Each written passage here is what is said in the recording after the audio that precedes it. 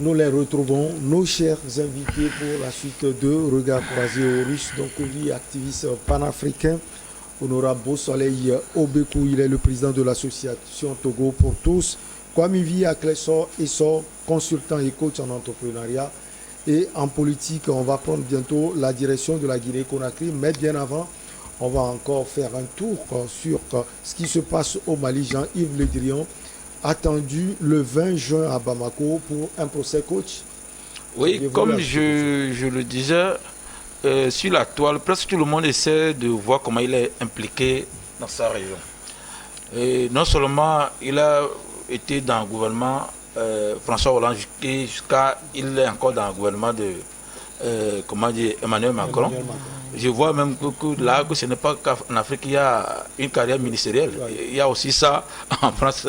Donc moi je me dis que d'abord la société canadienne, si vraiment elle est biaisée ou elle a été évincée, devait porter plainte. Parce qu'eux, ils connaissent mieux les procédures. Oui, d'abord c'est là.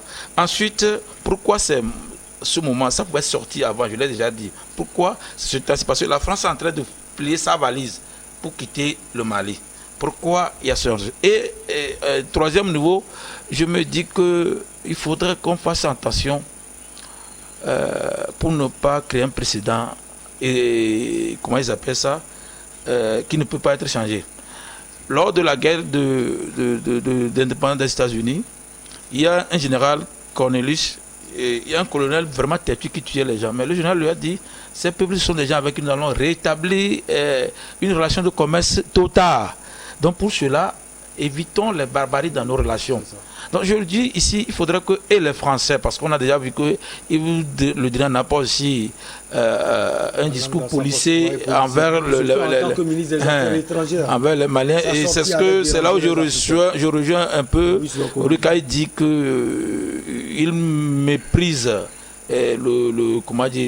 l'autorité malienne, c'est pourquoi il a parlé ainsi. Mais on ne peut pas, pour corriger quelqu'un, ou je vais utiliser l'expression, vous permettez, si quelqu'un est malade, vous ne pouvez pas vous comporter dans sa maladie pour régler la solution. Il faut montrer que nous aussi, nous sommes mieux qu'eux et à utiliser les voies appropriées pour quand même aller de là. Parce que peut-être que ces voies sont utilisées. Non, jusqu'à présent, vous voyez, jusqu'à présent, les réseaux sociaux, tout le monde utilise plus les réseaux sociaux. D'abord, la preuve, le Mali devait envoyer un courrier à la justice française, une notification à l'ambassade de France, et jusqu'à présent, puisqu'ils ont des voies appropriées, ça voudrait dire que c'est toujours pas les réseaux sociaux qu'ils l'ont reçu. Pourquoi comment Jean-Yves Le Drian l'a appris? Vous l'aviez dit, pas les réseaux sociaux. C'est ce que je disais, c'est comme puisque le service de communication dit qu'ils n'ont eu aucune information, ni une once d'information par rapport à une convocation. Bon, qu'il n'y a rien sur là-bas. Bon, je ne veux pas dire qu'ils jouent à l'autre, mais ce que eux, certainement qu'ils ont appris nous-mêmes, mais pas la voie officielle. C'est ce qu'ils sont en train de dire. Maintenant, pour finir, je dis que moi j'aime beaucoup l'Afrique. Je préfère que on ne fasse pas une bataille des réseaux sociaux, mais qu'on aille dans le concret. Et c'est vrai que je suis contre la politique française et la politique étrangère française en Afrique. Je suis contre cela. Ouais. Mais nous allons faire, c'est comme nous nous comportons pour donner raison à la France de ce qu'elle fait. C'est ce que je veux qu'on évite. Et en n'accusant pas la souris de ce que le chat aurait fait. Il faudrait qu'on situe les responsabilités. Moi j'aimerais apporter une précision, c'est laquelle? On ne commande pas le respect. On arrache le respect. Le respect, ça s'impose. Je vais donner une figure pour que les gens comprennent. Le lion ne respecte pas le buffle parce qu'il est joli. Le lion respecte le buffle parce qu'il sait que quand il le provoque, le buffle donne des coups de corne. Donc quand il voit le buffle, il respecte le buffle. Donc par conséquent, le problème n'est pas qu'on puisse avoir une France qui nous aime, ou des États-Unis qui nous aiment, ou une Chine qui nous aime. Il faut qu'on puisse avoir des pays qui puissent nous respecter. À partir du respect, on peut, d'accord, parler voilà, des sentiments amicaux et ainsi de suite. Ce qu'on constate, c'est que, quoi qu'on en dise, là, par exemple, dernièrement, on va faire un parallèle. La fois dernière, on était venu pour des gens, des Européens, des Allemands qui ont été capturés à l'intérieur du Mali. Qu'est-ce que la junte entre griffes Au lieu de dire le gouvernement malien, on dit la junte. On dit bon, mais c'est cette junte-là à qui qu'on lapide médiatiquement matin, midi, soir, c'est elle qui a laissé ces Occidentaux repartir, n'est-ce pas? Cas parallèle, Iran. Actuellement, les Iraniens, ils ont capturé des Français. Des gens qui se réclamaient d'ONG, venus soutenir les syndiqués du pays. Les Iraniens, ils les ont arrêtés. Et actuellement, on envoie des délocations pour les relâcher. Et les Iraniens disent non. On a nos règles, on a nos principes, on ne les libère pas. C'est pour dire que, est-ce que vous pensez que les problèmes, alors tels qu'on expose médiatiquement, les soucis entre la France et l'Iran, vous pensez qu'il n'y a pas de société française en Iran? Vous pensez qu'il n'y a pas de société française en Chine? C'est ça. Donc la question n'est même pas d'avoir... La question est de savoir où se situe le respect. Et je pense que ce que est en train de faire le Mali, parce que la question n'est pas que ça aboutisse. La question, c'est la beauté de la symbolique. Personne n'aurait osé croire, il y a de cela 1 an, 2 ans, 3 ans, que l'on puisse demander le départ des bases françaises, que l'on puisse renvoyer un ambassadeur français, que l'on puisse convoquer un ministre français pour répondre de ses actes. Pourquoi? Pas parce que la loi ne le permet pas, parce que c'était tabou, c'était de l'ordre du complexe. Quand à peine vous touchez l'ambassadeur, vous êtes déjà, on vous convoque à la présidence. À peine vous touchez l'ambassadeur, il y a un appel, alors que eux, ils peuvent le faire. C'est-à-dire, il n'y a, alors non pas seulement on peut convoquer, mais mieux, on peut bloquer les avoirs. Et lorsque l'on bloque les avoirs, tout ce qui est en banque, tout ce qui est généré en banque reste dans le pays en question. C'est parce que vous donc la question est de savoir, je pense qu'il y a quelque chose de fort dans le fait que à un moment, on puisse se dire, oui, on a des États qui, à un moment, peuvent réagir quand il y a quelque chose, ne serait-ce que même dans la symbolique, puissent réagir et mater... Qu'on sorte de la symbolique. Non, mais sortir de la symbolique, ça veut dire que Jean-Yves Le Drian débarque, répond de ses actes, et là, nous tous, on applaudit. Et après, demain, on peut convoquer Sarkozy pour qu'il vienne répondre de ses actes. Parce qu'il a foutu tout un ensemble sous-régional et tout un continent en l'air. Ça veut dire que demain, on peut convoquer Hillary Clinton. Et on a le droit de le faire. Et sa sécurité sera garantie. Parce que mais sa sécurité sera garantie. On avait convoqué Assimi Goïta à Accra chez ses frères. Oui. Il parle de sécurité. Non, mais la sécurité, le pape vient en Afrique. Le pape sur lequel on a tiré, le pape vient en Afrique. Si le pape vient en Afrique, Macron vient en Afrique, Sarkozy vient en Afrique. Mais il n'y a pas de problème. Ils viennent en Afrique. Venir en Afrique. C'est que le Mali est un État souverain. Même si c'est chaque État souverain est honorable. Je précise que c'est un État souverain. Et même si c'est une junte qui est au pouvoir actuellement, ça reste un gouvernement. Je crois que ça continue. La justice n'est pas mise entre parenthèses. C'est ça. Ils ont le droit de convoquer qu'ils veulent. Et surtout, c'est le droit. Ils ont le droit, je l'ai déjà dit. Mais qu'on le fasse dans les règles de l'art, pour que qu'on ne soit pas dans la symbolique, comme le dit Auguste, qu'on soit dans le concret. Parce que quand vous faites trop dans la symbolique, on ne vous croit plus. C'est comme si vous amusez, quoi. Donc, là où nous sommes, c'est pas la première fois que les chefs d'État africains osent quand même se faire respecter leur pays. Et là où il y a des mains, accident de Sarakawa, il y a des ambassadeurs au Togo, des ambassadeurs dans les pays, des pays africains. Ce sont des présidents africains qui ont tenu la tête aux pays européens. Non, là, il ne s'agit pas de président africain. Là, il s'agit de la justice du pays. Je crois que la justice du pays. Pour vous dire, le premier magistrat, c'est le président. De respect. Non, mais il faut laisser. Les présidents, on ne peut pas dire que les présidents africains sont, entre guillemets, des poltrons devant les présidents ou bien des autorités françaises. Je dis non, il y a eu de ces histoires-là, de ces affaires qui se sont passées où les présidents ont tapé du poing sur la table pour se faire respecter ou pour bien faire respecter leur pays. Ce dont il s'agit maintenant, c'est qu'il faut que l'Afrique se fasse respecter par des trucs et le Mali concrets. Le Mali a commencé. Le Mali a commencé. Le Mali a commencé. Il faut commencer avec la manière. Dire que vous ne vous amusez pas, vous êtes sérieux. Le Mali a commencé et je rappelle qu'avant on a vu des chefs d'État qui disaient on ne refuse rien au général de Gaulle.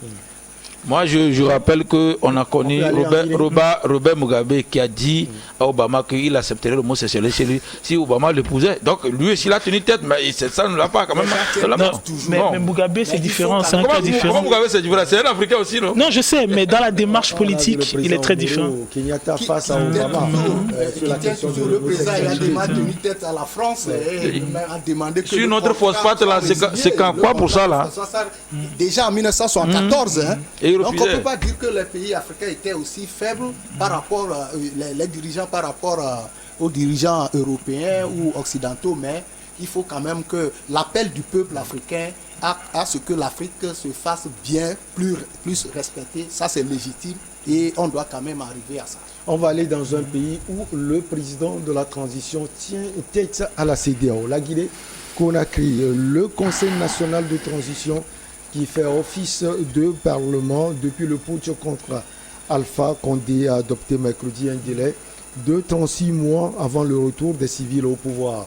Le chef de la junte militaire avait annoncé fin avril une transition de 39 mois, tandis que la communauté internationale insistait sur une période beaucoup plus courte. On passe, honorable, de 36 mois, de 39 mois, j'allais dire à 36 mois, une réduction de, si je fais bien le calcul, de 3 mois. Oui, au fait, quand il y a eu le coup d'État au Mali, on a dit qu'il y a mauvaise gouvernance et aussi la sécurité, quand même, ce sont les motifs, la mauvaise gouvernance et l'insécurité. Au Burkina aussi, c'est la même chose, mais en Guinée, on nous parle seulement de mauvaise gouvernance. Et je crois que quand on parle de transition en Guinée, on doit quand même avoir une date plus raisonnable ou bien un délai plus raisonnable que dans les deux pays que je viens de citer. Ça, c'est mon point de vue. Et actuellement, ce qui se passe en Guinée, c'est que selon les politiques ou les partis politiques, la junte même viole déjà la charte qu'elle a mise en place, surtout à son article 27, si j'ai bonne mémoire, qui dit que pour discuter de la transition, c'est la junte avec la classe politique et toutes les forces vives de la nation. Aujourd'hui, c'est fait que la junte a présenté une charte pour le délai de la transition. La junte a présenté sans avoir discuté avec les forces vives au comité et au conseil. Je parle de la date du délai de la transition. Ça n'a pas été discuté selon les politiques, selon les citoyens, la société civile, la mouvance, les partis politiques. Donc actuellement, je crois que c'est comme ça que ça s'est passé. La junte a déposé la loi, bien le projet de loi sur le délai de la transition au Parlement de transition. Et voilà qu'il a été adopté sans avoir eu une discussion au préalable. Je crois que c'est là-bas où il y a problème. Et les partis politiques ont le droit de s'élever contre cette manière de faire.